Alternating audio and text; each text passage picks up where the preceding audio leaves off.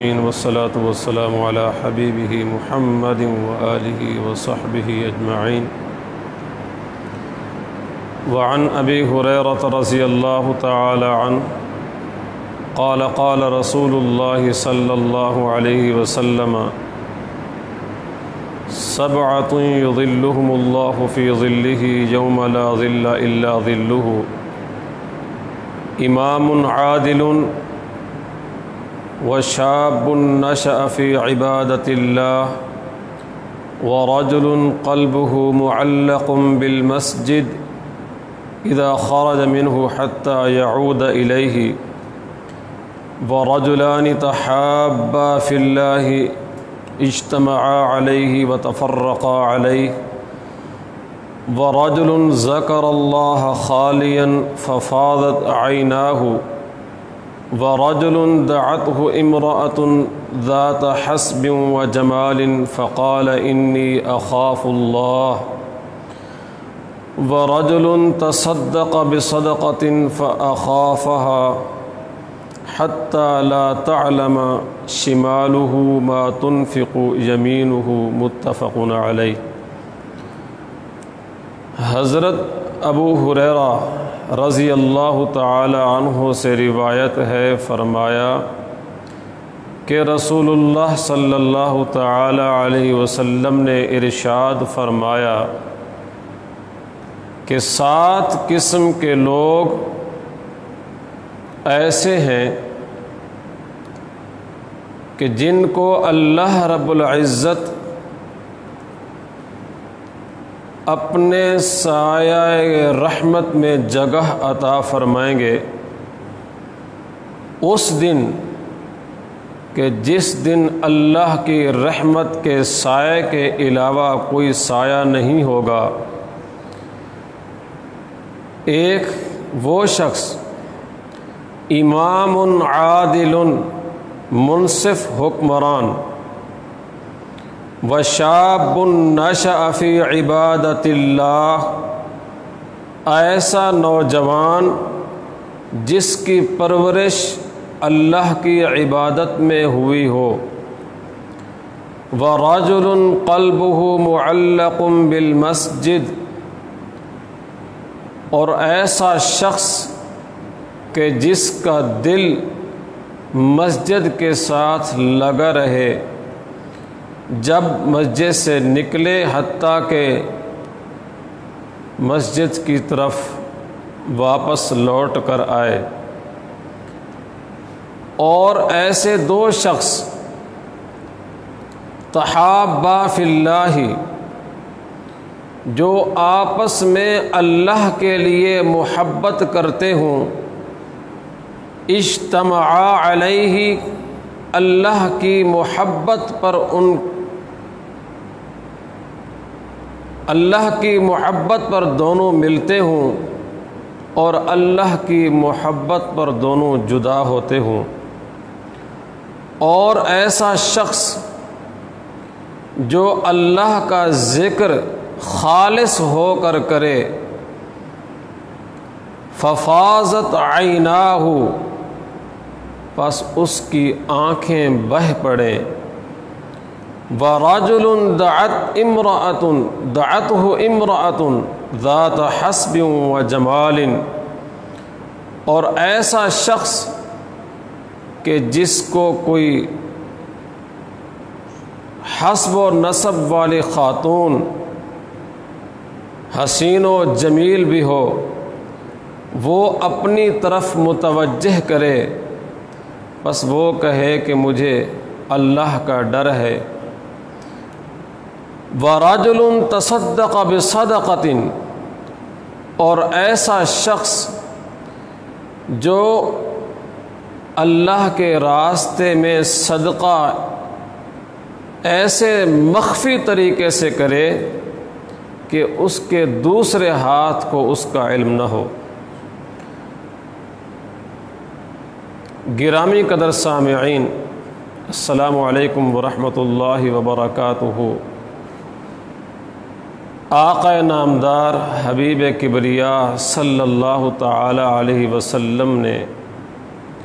اس حدیث میں 7 قسم کے لوگوں کی نشاندہی فرمائی کہ جو آخرت میں اللہ کی رحمت کے سائے تلے ہوں گے۔ یہاں اللہ کی رحمت کے سائے سے مراد یہ ہے قیامت کی تمام ہولناکیاں، جو سختیاں ہوں گی قیامت میں، یہ 7 قسم کے لوگ ان تمام سختیوں سے، ہولناکیوں سے محفوظ رہیں گے۔ پہلا شخص فرمایا امام عادل، منصف حکمران، عادل حکمران، جو عدل و انصاف کو قائم کرے، معاشرے میں امن کی فضا قائم رکھے اور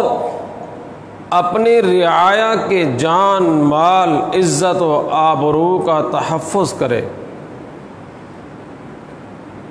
امور سلطنت کے اندر اسلامی اصولوں کا پابند رہے۔ فرمایا ایسا عادل حکمران اللہ کی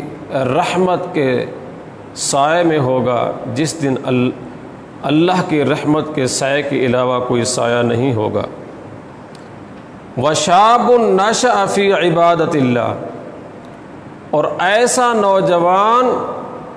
جو اللہ کی عبادت میں پروان چڑھے، جس کی پرورش اللہ کی عبادت میں ہو، حد بلوغت میں قدم رکھتے ہی وہ اللہ کی عبادت میں لگ جائے، اپنے نفس کو اللہ کی مخالفت سے روک لے، اللہ کی دشمنی سے روک لے۔ فرمایا ایسا نوجوان وہ اللہ کے رحمت کے سائے میں ہوگا۔ اور فرمایا وَرَجُلٌ قَلْبُهُ مُعَلَّقٌ بِالْمَسْجِدِ، ایسا شخص کہ جس کا دل مسجد سے لگا ہوا ہو۔ جو لوگ اللہ کے گھر سے محبت رکھتے ہیں، ان کے دل اللہ کے گھروں سے اٹکے رہتے ہیں، در حقیقت یہ اس بات کی دلیل ہے کہ وہ اللہ سے محبت رکھتے ہیں۔ اللہ کے گھر سے، مسجد سے محبت رکھنے والے کی نشانی ہے کہ وہ اللہ سے محبت رکھتا ہے۔ تو جو اللہ سے محبت رکھتا ہو تو فرمایا کہ وہ بھی قیامت کے دن اللہ کی رحمت کے آغوش میں ہوگا، اللہ کی رحمت کے سائے میں ہوگا۔ فرمایا وَرَجُلَانِ تَحَابَّا فِي اللَّهِ اجْتَمَعَا عَلَيْهِ وَتَفَرَّقَا عَلَيْهِ، اور ایسے 2 مرد کہ جن کا ملنا اور جدا ہونا صرف اللہ کی عبادت کے لیے، اللہ کے لیے ہو،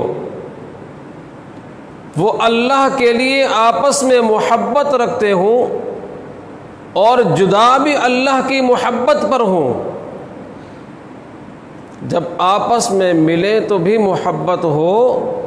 جب جدا ہوں تو بھی وہ اللہ کے لیے جو محبت کرتے ہیں اس کی حفاظت کریں۔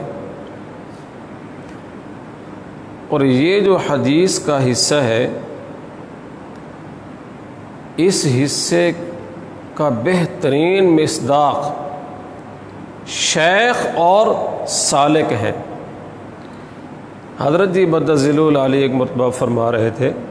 کہ شیخ اور سالک یہ 2 فریق ہیں، یعنی سالک اور شیخ، ان دونوں کی جو محبت ہے، ان دونوں کا جو جڑنا ہے، ان دونوں کا جو جدا ہونا ہے، وہ اللہ کی محبت ہی کے لیے ہے، وہ اللہ کے لیے ہے۔ صرف یہاں تک نہیں، ایک اور حدیث میں رسول اللہ صلی اللہ تعالی علیہ وسلم نے فرمایا، مشکات شریف کی حدیث ہے، فرمایا واجبت محبتی للمتحابین فیّا والمتجالسین فیّا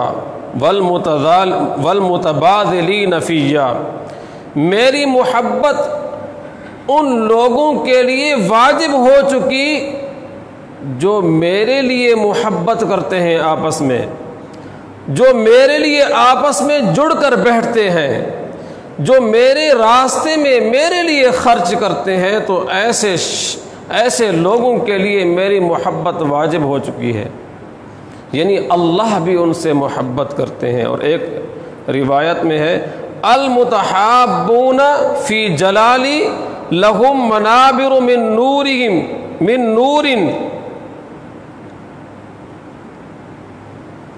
کہ جو میرے لیے محبت کرتے ہیں ان کے لیے قیامت کے دن نور کے منبر ہوں گے جن پر وہ تشریف فرما ہوں گے۔ یغبطہم النبیون والشہداء، ایسے لوگوں پر شہداء نبیین رشک کریں گے۔ یہ وہ لوگ ہوں گے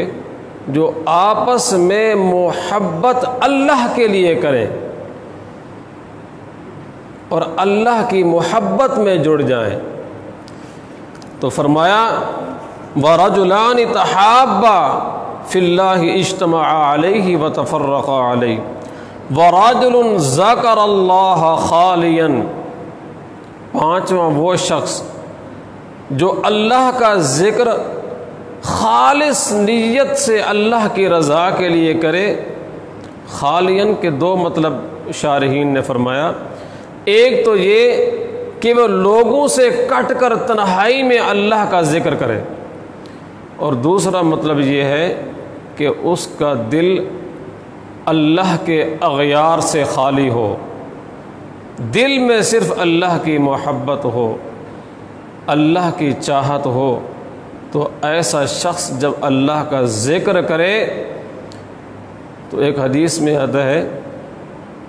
کہ جو لوگ اللہ کے ذکر میں مشغول ہوتے ہیں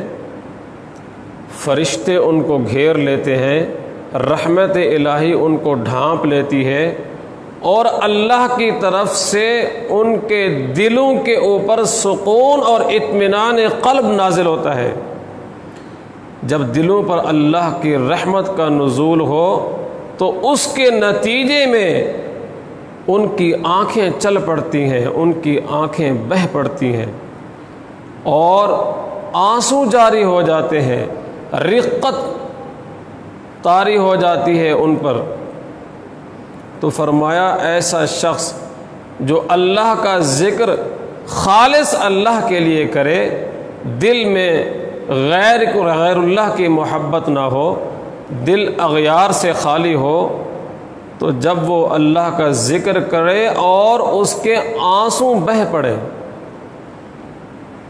جب دل اللہ کے اغیار سے خالی ہوگا، چاہے وہ تنہائی میں ہو چاہے وہ مجمع میں ہو، تو دونوں صورتیں اس کے لیے برابر ہیں۔ اور پھر حالت یہ ہو جائے کہ اس کے آنسو نکلیں اللہ کی محبت میں، اور اپنی گناہوں کی ندامت کی وجہ سے، جب دل میں اللہ کی محبت آتی ہے تو گناہوں پر ندامت ہوتی ہے، تو اس وجہ سے جب آنسو بہہ پڑے تو فرمایا ایسا شخص بھی اللہ کی رحمت کے سائے میں ہوگا جس دن اللہ کی رحمت کے سائے کے علاوہ کوئی سایہ نہیں ہوگا۔ وَرَجُلٌ دَعَتْ امْرَأَةٌ ذَاتَ حَسْبٍ وَجَمَالٍ فَقَالَ إِنِّي أَخَافُ اللَّهَ، ایسا شخص جس کو حسب و نسب والی، بڑے خاندان والی اور حسین و جمیل خاتون برائی کی دعوت دے، اس کو اللہ کے خوف کے علاوہ اور کوئی چیز مانے نہ ہو، اور وہ اس سے کہے کہ میں اللہ کی مخالفت نہیں کرنا چاہتا،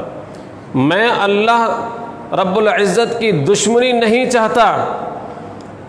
اور وہ اپنے آپ کو اس گناہ سے روک لے، اس کی دعوت کو ٹھوکر مار دے، تو فرمایا ایسا شخص، ایسا نوجوان قیامت کے دن اللہ کی رحمت کے سائے میں ہوگا۔ وَرَجُلٌ تَصَدَّقَ بِصَدَقَةٍ فَأَخَافَهَا حَتَّى لَا تَعْلَمَ شِمَالُهُ مَا تُنْفِقُ بِيَمِينُهُ متفق علیہ۔ اور ایسا شخص جو اللہ کی رضا کے لیے صدقہ کرے اور ایسے مخفی طریقے سے کرے کہ دوسرے ہاتھ کو بھی اس کا علم نہ ہو، تو ایسا شخص بھی اللہ کی رحمت کے سائے میں ہوگا۔ دعا ہے کہ اللہ رب العزت ہمیں اس حدیث پر من و عن عمل کرنے کی توفیق عطا فرمائے۔ وما علینا الا البلاغ المبین، وآخر دعوانا ان الحمد للہ رب العالمین۔ الحمد للہ رب العالمین، والصلاة والسلام علی حبیبہ محمد وآلہ وسلم۔ اللہم انک عفو کریم تحب العفو فاعف عنا۔ یا مقلب القلوب ثبت قلوبنا على دینک، ربنا لا تزغ قلوبنا بعد اذ ہدیتنا وہب لنا من لدنک رحمہ انک انت، وصلی اللہ تعالی علی خیر خلقہ محمد وآلہ برحمتک۔